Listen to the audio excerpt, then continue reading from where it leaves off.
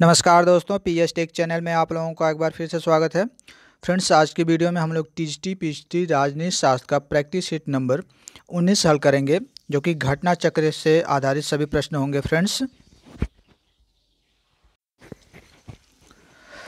मैं आप लोगों को इतना प्रैक्टिस सेट दे दूंगा कि आपको इन्हीं प्रैक्टिस सेटों में से प्रश्न आपको टीजीटी और पीएचडी में देखने को मिलेंगे।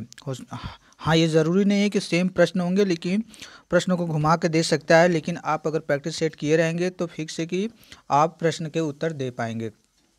फ्रेंड्स, जो लोग प्रश्नों को याद करें, प्रश्नों को नहीं कि एक बार देख लिए फिर इसके बाद कहें कि आया नहीं, आप प्रश्नों को याद करना पड़ेगा। आपको उस प्रश्न का जो अर्थ है उसे समझना पड़ेगा। ठीक है फ्रेंड्स, यदि आप नहीं समझ पा रहे हैं प्रैक्टिस सेट के माध्यम से, तो आप एक बार अपने नोट्स को अपने बुक्स के माध्यम से उस टॉपिक को क्लियर कर लीजिए। फिर इसके बाद प्रैक्टिस सेट के माध्यम से उस पर आधारित सभी प्रश्नों को हल करिए।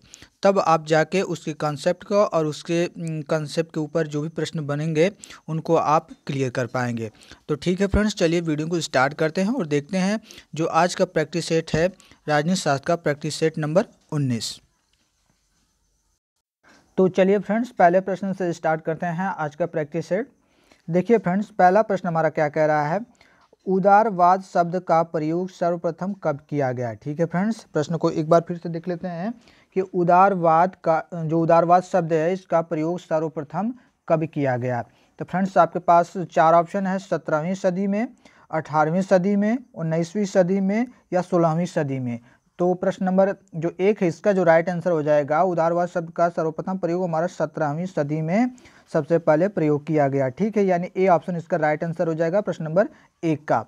अगले प्रश्न को देखते हैं हम लोग।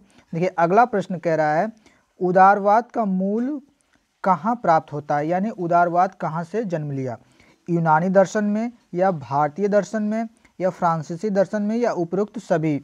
तो फ्रेंड्स, जो उदारवाद का मूल है वो हमारा यूनानी दर्शन में पाया जाता है। ठीक है, कहाँ पे, यूनानी दर्शन में, यानी ए ऑप्शन इसका राइट आंसर हो जाएगा। अगला प्रश्न देखते हैं हम लोग। अगला प्रश्न देखिए, बहुत अच्छा प्रश्न है। प्रश्न कह रहा है उदारवादी सिद्धांत के अनुसार राज्य, ठीक है, क्या है, किसी साध्य के लिए एक साधन है, स्वयं साध्य है, आंशिक रूप से साधन और आंशिक रूप से साध्य है, या न साध्य है और न साधन है। तो फ्रेंड्स, उदारवादी सिद्धांत के अनुसार क्या है, राज्य जो किसी साध्य के लिए एक क्या है, एक साधन है, यानी ए ऑप्शन इसका राइट आंसर हो जाएगा प्रश्न नंबर 3 का। अगला प्रश्न देखते हैं हम लोग, प्रश्न नंबर 4। देखिए, प्रश्न नंबर 4 कह रहा है निम्न में से कौन सकारात्मक उदारवादी है। ठीक है, कौन, ग्रीन, स्मिथ, मैकफरसन या इनमें से कोई नहीं। तो फ्रेंड्स, प्रश्न नंबर 4 का जो राइट आंसर हो जाएगा हमारा ऑप्शन ए राइट आंसर हो जाएगा ग्रीन। ठीक है, ग्रीन क्या है, सकारात्मक उदारवादी है। अगला प्रश्न देखते हैं हम लोग। अगला प्रश्न देखिए क्या कह रहा है, प्रश्न नंबर 5।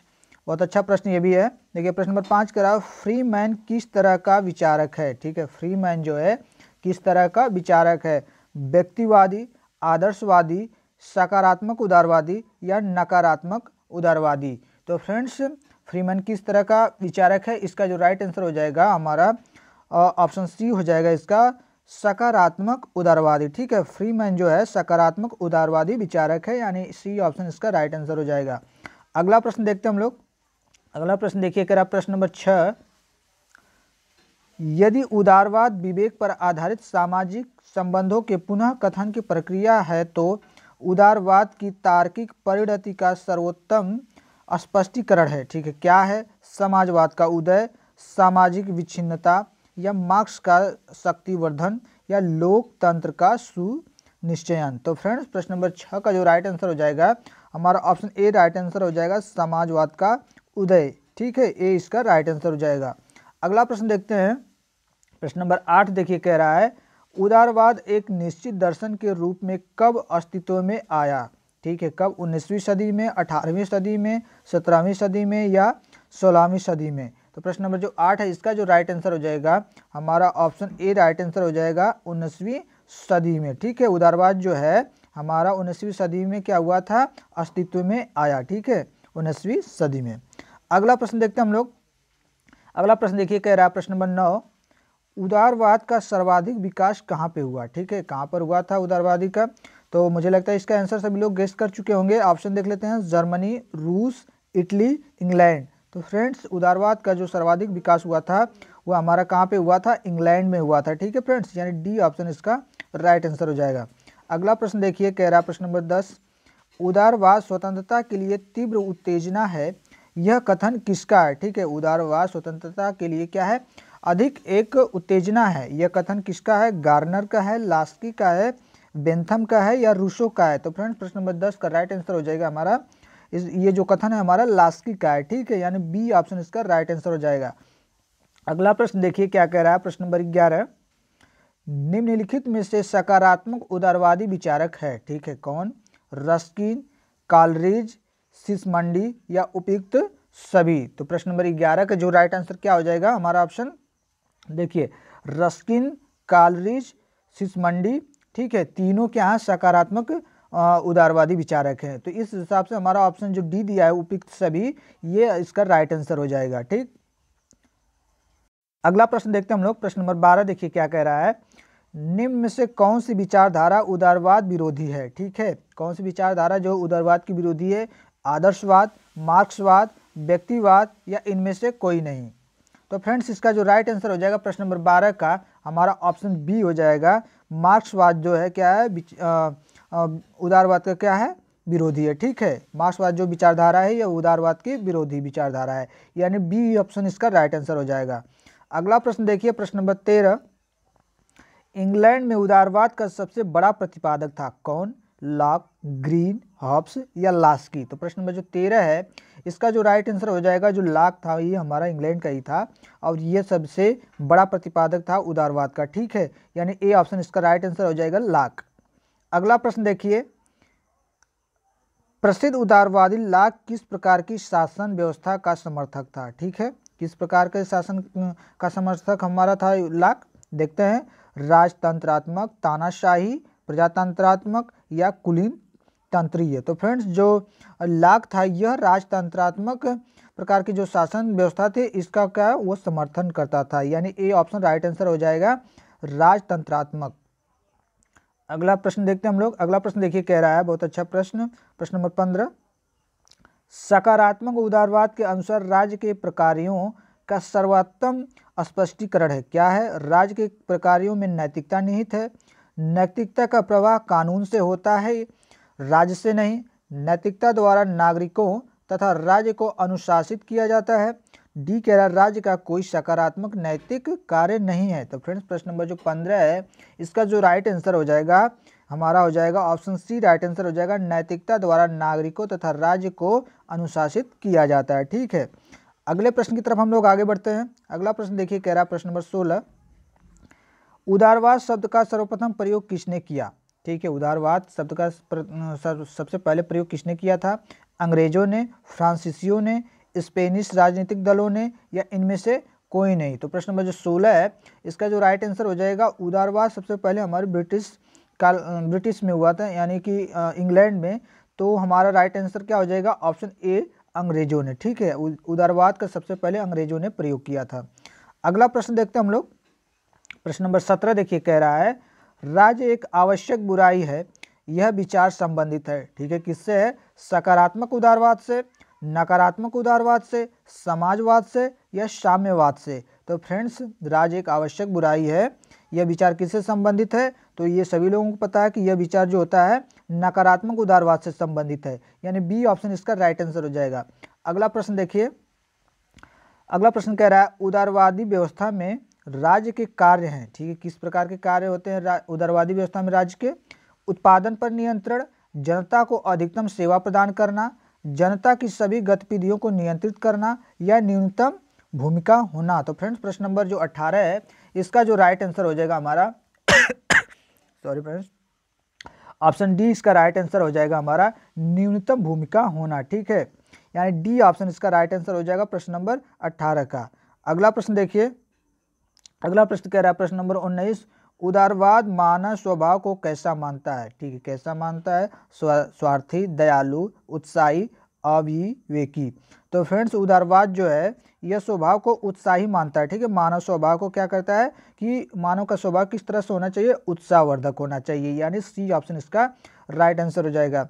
अगला प्रश्न देखते हैं 20 नंबर का, 20 नंबर का प्रश्न कह रहा है पुलिस राज्य का विचार किससे संबंध है। ठीक है, जो पुलिस राज्य का विचार है ये किससे संबंधित है, साम्यवाद से, उदारवाद से, फांसीवाद से या आदर्शवाद से। तो फ्रेंड्स प्रश्न नंबर जो 20 है इसका जो राइट आंसर हो जाएगा पुलिस राज्य जो है यह विचार हमारा उदारवाद से संबंधित है, यानी बी ऑप्शन इसका राइट आंसर हो जाएगा।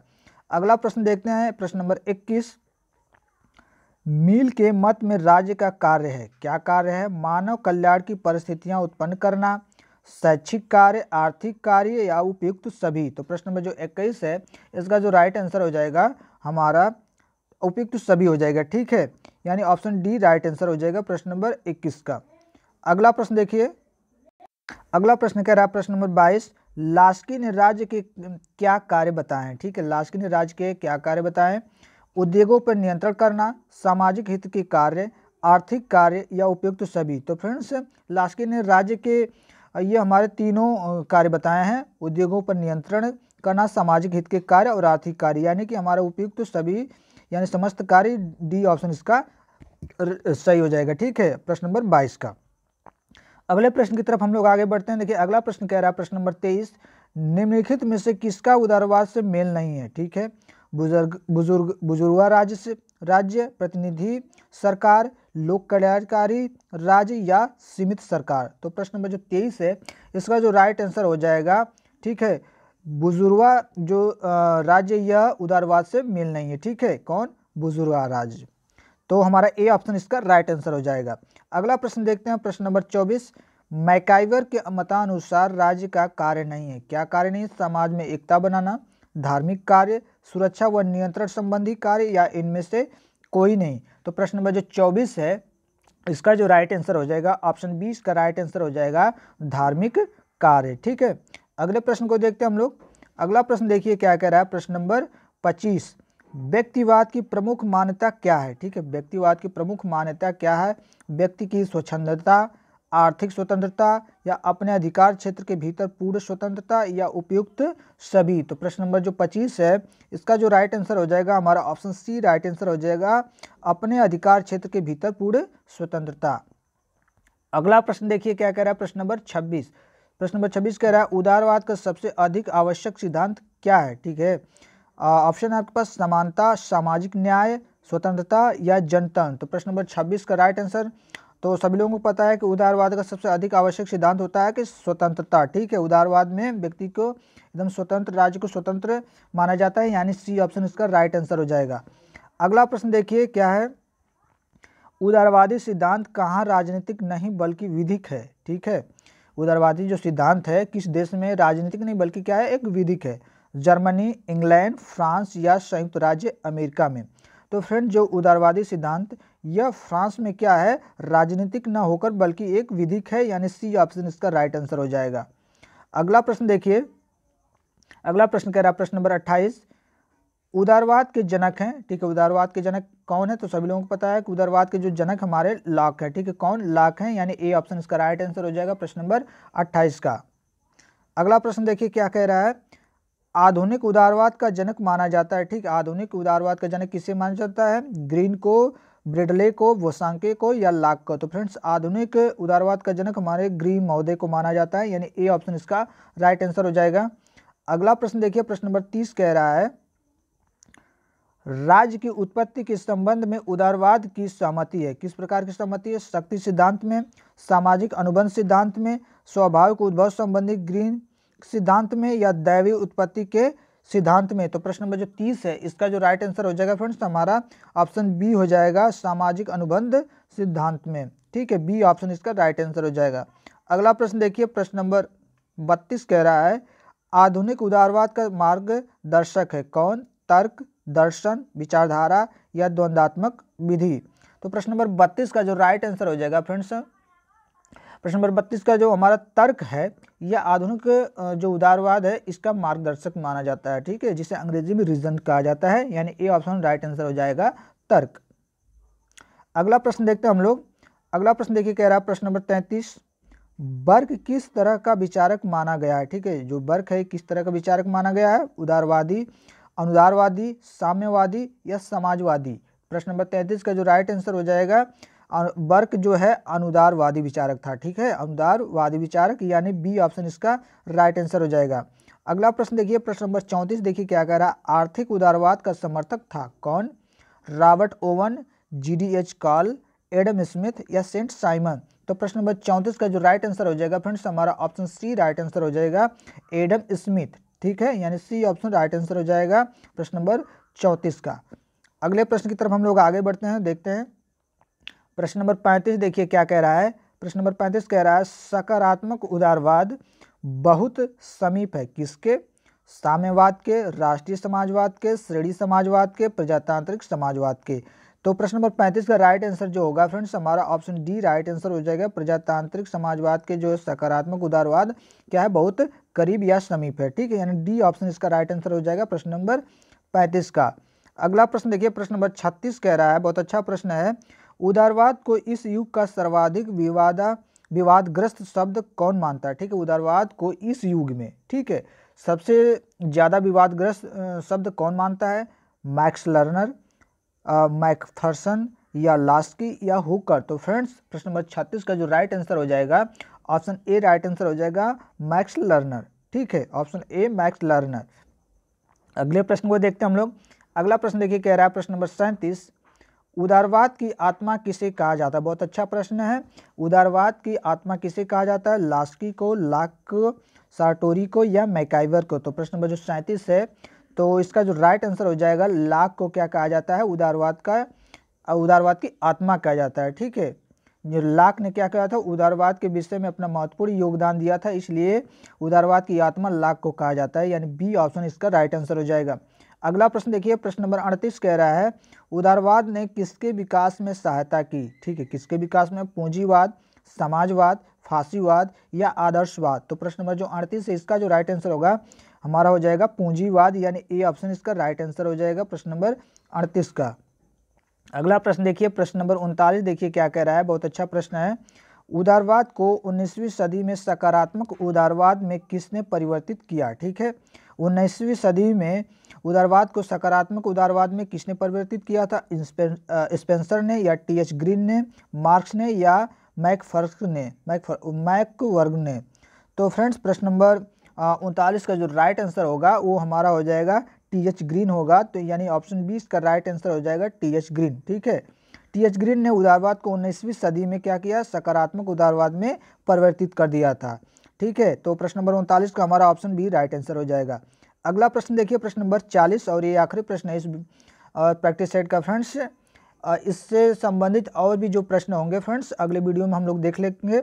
आइए, वीडियो लंबी हो रही है इसलिए हम लोग प्रश्न नंबर 40 तक ही देखेंगे। उदारवाद का दूसरा प्रमुख सिद्धांत क्या है? ठीक है, कौन सा है? ऑप्शन है आपके पास मार्क्सवाद, उपयोगितावाद, फासीवाद या अराजकतावाद? तो प्रश्न नंबर 40 का राइट आंसर हमारा क्या हो जाएगा? उपयोगितावाद, यानी बी ऑप्शन राइट आंसर हो जाएगा। उदारवाद का जो दूसरा प्रमुख सिद्धांत है वह उपयोगितावाद है, यानी बी ऑप्शन इसका राइट आंसर हो जाएगा। देखिए फ्रेंड्स, मैं अगर कोई भी प्रैक्टिस सेट लेता हूं तो यह एक टॉपिक पे होता है और जो भी टॉपिक होता है step by step her topic पे हम लोग आगे बढ़ते चलते हैं और टॉपिक वाइज अगर आप प्रैक्टिस सेट करेंगे तो आपके लिए काफ़ी बेनिफिट होगा, क्योंकि इससे आपका कॉन्सेप्ट क्लियर होगा। बाद में सबका मिक्स करके आप लोगों को प्रैक्टिस सेट दूंगा और बीच बीच में मैं छोटी छोटी वीडियो के माध्यम से आप लोगों का जो लेक्चर है, कॉन्सेप्ट है, उसको भी क्लियर करते चलूँगा। ठीक है फ्रेंड्स, तो वीडियो कैसी लगी, आज का प्रैक्टिस सेट आप लोगों को कैसा लगा? ठीक है फ्रेंड्स, आप लोग ज़रूर कमेंट करिएगा और जो अभी तक हमारे चैनल पे नए हैं दोस्त भाई बहन तो हमारे चैनल को सब्सक्राइब कर लें, जिससे उन्हें अगले प्रैक्टिस सेट की जो नोटिफिकेशन है उन्हें तुरंत प्राप्त हो सके। यदि आपने अभी तक हमारे चैनल जो कि टेलीग्राम का है उससे आप नहीं जुड़े हैं तो जुड़ जाइए, वहाँ पे आप लोगों को इससे संबंधित जानकारियाँ मिलती रहेंगी और आपको नोट्स वहाँ पे प्रोवाइड किए जाते हैं फ्रेंड्स। वहाँ पे काफ़ी लोग जुड़ चुके हैं, अपनी समस्याएं उसमें शेयर करते रहते हैं। ठीक है, तो TST-PD से संबंधित और भी कोई जानकारी चाहिए तो आप हमारे टेलीग्राम चैनल से जुड़ सकते हैं, जिसका लिंक आपको वीडियो के डिस्क्रिप्शन में मिल जाएगा। ठीक है फ्रेंड्स, अगले वीडियो के लिए तब तक हम लोग वेट करते हैं। थैंक यू, धन्यवाद। आप लोग अपनी तैयारी एकदम यूँ ही करते रहिए।